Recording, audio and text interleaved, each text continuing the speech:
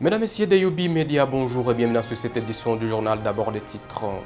Accusé dans un présumé détournement de 19 millions de dollars américains pour la construction de la prison centrale de Kisangani, l'ancien ministre de la Justice Constant Moutamba a comparé ce mercredi 23 juillet 2025. Vous suivrez donc les détails dans cette édition du journal. Et puis dans la ville de Goma, plusieurs jeunes ont rejoint volontairement l'armée révolutionnaire de l'AFCM 23.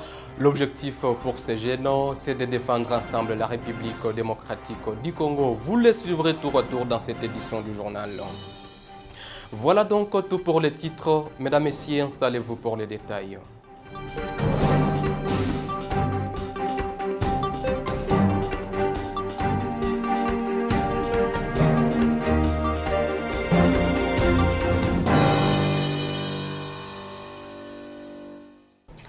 Et puis dans les territoires de Walikale, les localités de Louké et Katobotobo, dans le groupement Nyamaboko 1er, nous sommes dans la province du Nord Kivu, non loin, dans les secteurs de Katoyi, sont passés sous contrôle des troupes des forces de l'AFC M23. C'était après des combats qui les ont opposés au Wazalendo depuis le matin. Le déplacement massif des populations a été signalé à la suite de ces affrontements qui sont intervenus quelques jours après la signature de la déclaration des principes entre le gouvernement de Kinshasa et l'AFC M23. Il s'agit bien des localités de Louké, Katobolo, dans le groupement Nyamaboko 1er en secteur de Katoyi, territoire de Massissi, qui sont passés sous contrôle des troupes de l'AFC M23 mardi 22 juillet 2025 à l'issue des combats qui les ont opposés au Wazalendo depuis tôt le matin. Selon des sources locales, les habitants des villages environnant la zone des combats ont été contraints d'abandonner leurs maisons pour se réfugier en brousse. D'autres qui sont partis bien avant sont arrivés dans le groupement Baloa Yungu en début d'après-midi. Les nouvelles attaques des troupes de l'AFC M23 ont été également signalées près de Pinga, malgré la déclaration des principes signés à Doha. Selon des sources coutumières et sécuritaires dans la zone, les troupes de l'AFC M23 ont lancé des attaques dans cette zone qui était sous contrôle de ces groupes de la milice Wazalendo, du groupe Nyatura. Des détonations d'armes lourdes et légères ont été entendues même dans les groupements Walua Yungu, Walua Uroba, dans les territoires voisins de Walikale. Nos sources renseignent que les habitants des villages environnant la zone de combat ont été contraints d'abandonner leurs maisons pour se réfugier en brousse. D'autres qui sont partis bien avant sont arrivés dans les groupements Walua Yungu en début d'après-midi.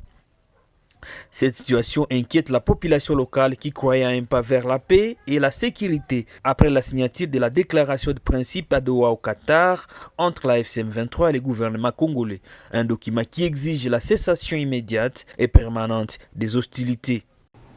Et puis dans les territoires d'Ituri, les habitants de Bounia regrettent le différent foyer des tensions qui secouent actuellement les territoires de Djougou pour nombrer les différentes attaques menées par la Codeco dans les entités de Iga Barrière, Lopa, Nizi et environ sont inacceptables. Ainsi donc, certains habitants de cette partie de la République démocratique du Congo demandent aux autorités compétentes de vouloir s'investir pour ainsi en finir avec cette insécurité qui met mal à l'aise la quiétude de la population de l'Ituri. Suivez. Nous ne voulons pas de ces histoires. On a seulement besoin de la paix. Même ceux qui sont à l'OPA sont des personnes comme nous. Nous n'avons que besoin de la paix. Les jeunes qui proviennent des barrières, qu'ils arrêtent cette histoire. Celui qui a besoin de faire l'armée, qu'ils poursuivent les processus. Ici, le contraire, se cherchera à perdre sa vie. Où est-ce que nos enfants habiteront?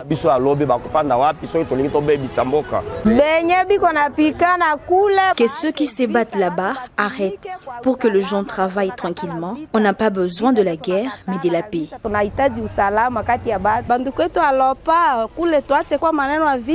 Nos amis de l'OPA, arrêtez cette histoire de la guerre. C'est révolu. Même appel aux pyromanes, s'il vous plaît, laissons la guerre, nous souffrons.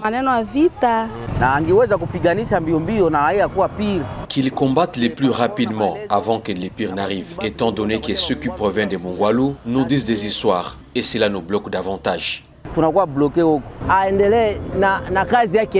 qu'il poursuive avec son travail, car c'est intéressant par rapport à la sécurité. En tout cas, nous sommes satisfaits. Malheureusement, ce sont les enfants de l'Ituri qui déstabilisent encore. Nous n'avons que besoin de la paix.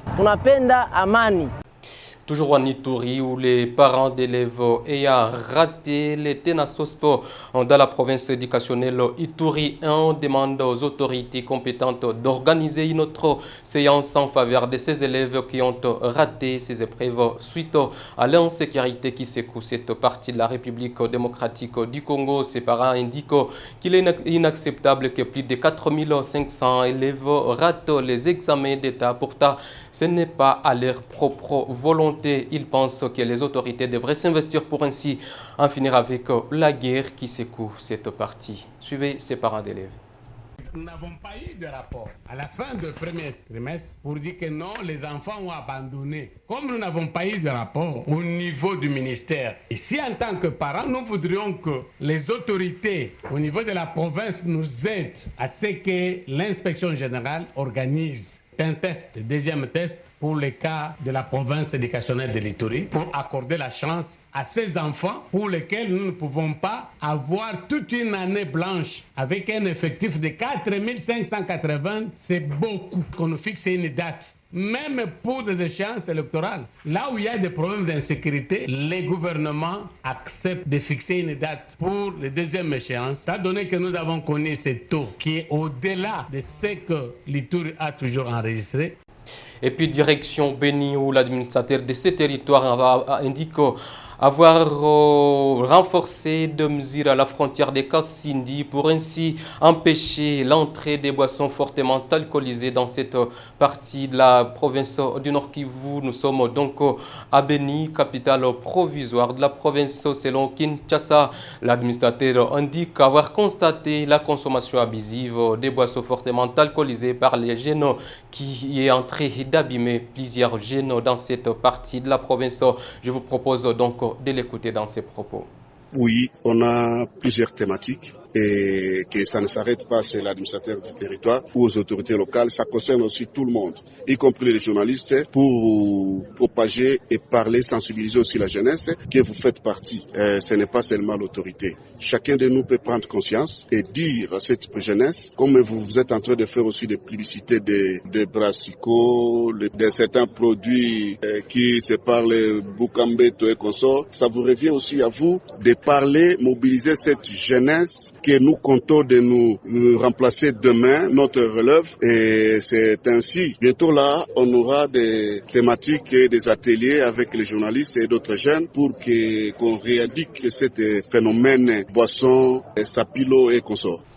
Et puis justice dans cette édition du journal accusé dans un détournement de précisément 19 millions de dollars destinés à la construction de la prison centrale de Kisangani. L'ancien ministre de la Justice, Constant Mutamba, a comparé ce mercredi 23 juillet 2025 devant la Cour de cassation. Notons donc que le procès entamé le 9 juillet et entre dans une phase décisive. Suivez. L'ancien ministre de la Justice, Constant Mutamba, est de nouveau face à la justice. Ce mercredi 23 juillet, la Cour de cassation poursuit l'examen du dossier qui les met en cause pour un détournement présumé de 19 millions de dollars américains, de fonds destinés à la construction d'une prison à Kisangani.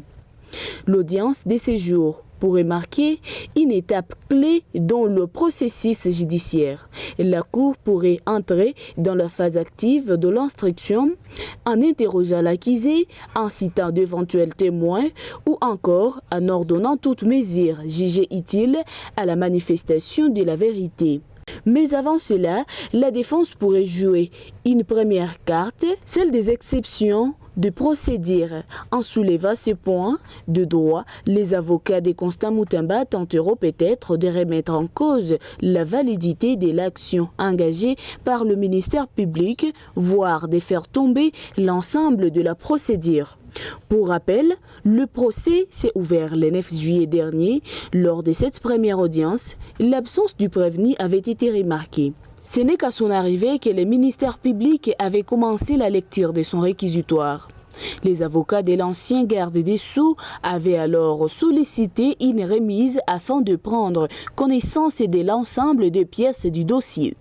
Et puis sport pour finir cette édition du journal, vous le savez peut-être déjà ou pas, les sélectionneurs des Léopards A Primo de la République démocratique du Congo, Tissot Ngoma, a publié mardi 22 juillet 2025 la liste officielle des 26 joueurs sélectionnés pour disputer la phase finale de la 8e édition du championnat d'Afrique des Nations CHAN prévu d'idée au 30 août 2025 au Kenya, en Tanzanie et en Ouganda. Les points. Après un stage de préparation à Kinshasa, 10 joueurs ont été écartés, dont Faverdi Bongeli, Diemersi Lupini, Junior Mavungu et Esdras Somakosi.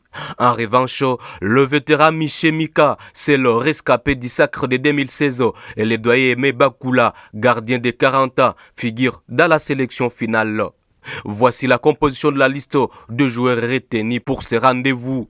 Gardien de Bito, Jackson Lunanga, DSMP, Bridel Efongé, AS Maniema Union, Aimé Bakula, CS Dombosco.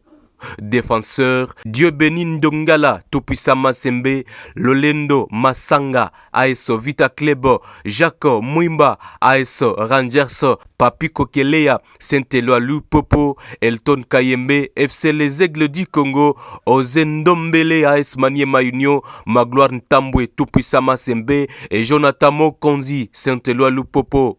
Comme milieu de terrain, Mbieye Bissoumana, FC Les Aigles du Congo, Mika Miché Saint-Éloi Lupopo, Linda Mtange, FC Les Aigles du Congo, Jean-Benoît Tukumane, FC Tanganyika, Diakana Marzuko, AS Vita Club, Ajeba Siala, AS Maniema Union.